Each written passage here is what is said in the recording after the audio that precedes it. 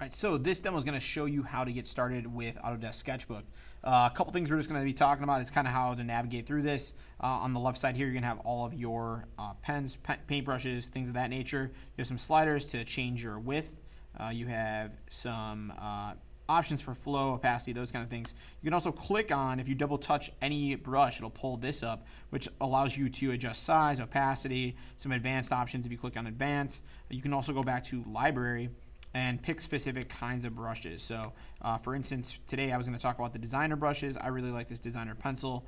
You can also pin these. So say I was going to use the artist brushes and I wanted to pin these would then be stuck up to the side here. So I'm going to go back. I like my designer pencil, so I'm going to choose that. You don't need to use a pen, a stylus. However, this allows you to control pressure sensitivity, which is kind of a nice feature in this software.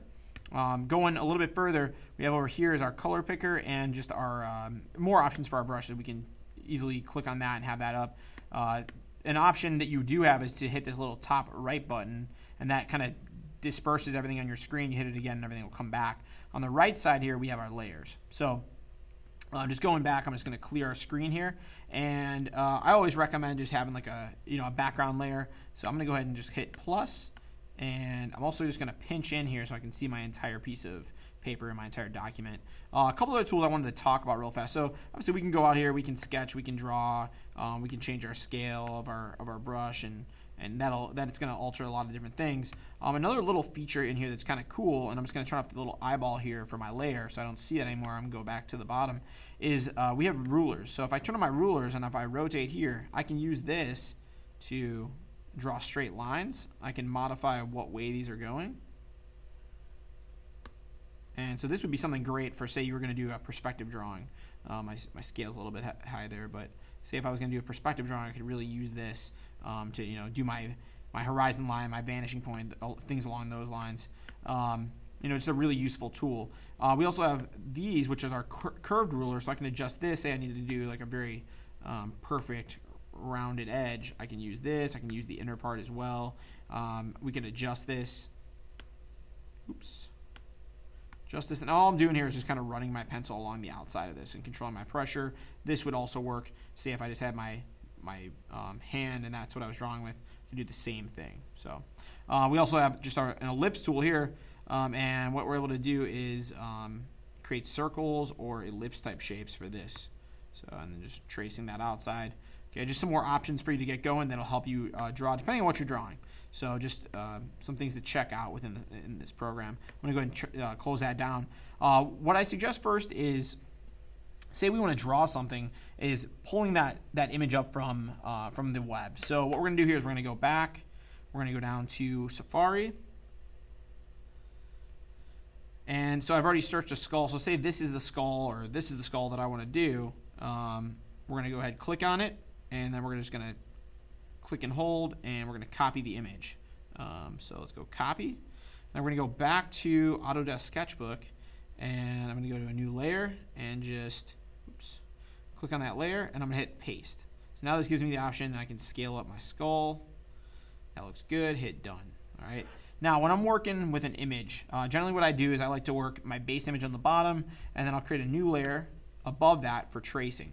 Going back though to that base image, I can't see it as well. So what I'm going to do here is I'm going to turn down my opacity a little bit so I can see that skull, but also still see my line work a little bit better. And what I want to do next is I'm also going to lock that skull image so that I don't draw on it. So I'm going to click on it. I'm going to go to right here where it says lock layer. All right, next step. I can always zoom in. I always recommend that. So I'm going to test out here, see how thick this line is.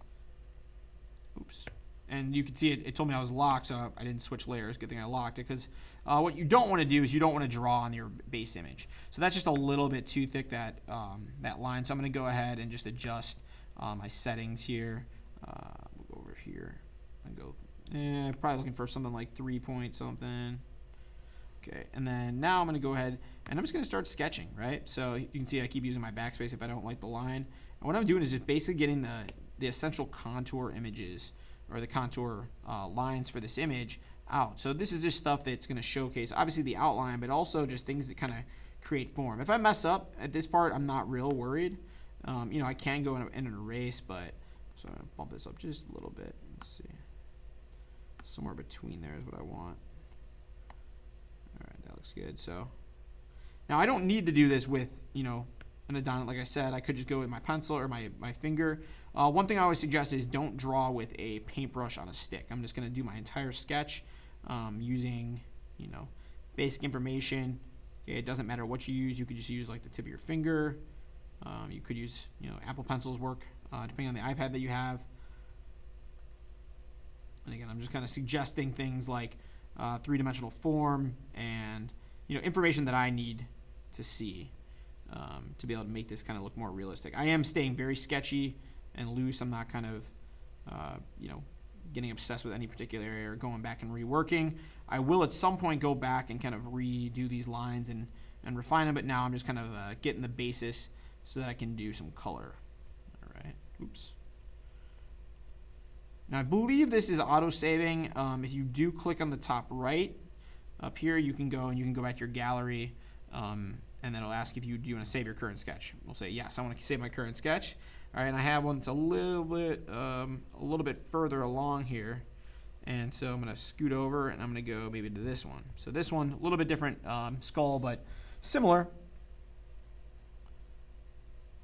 And you can see it's a little bit further along, and I've also started adding color here. Now what I'm going to do is when I add color, what I'm going to do is I'm going to create a new layer underneath my line work. So you can see here is my original with the skull, and then what I'm going to do now is I'm going to turn, let's see, I'm going to leave my line work on, but I'm going to create a new layer above my original artwork, the image I'm drawing from. I'm going to just click and drag my layer down, and now what I'm going to do is start matching colors. Now at this point you may want to go in and just bump your opacity up. I'm going to unlock that layer, just bump my opacity up so I can see that again.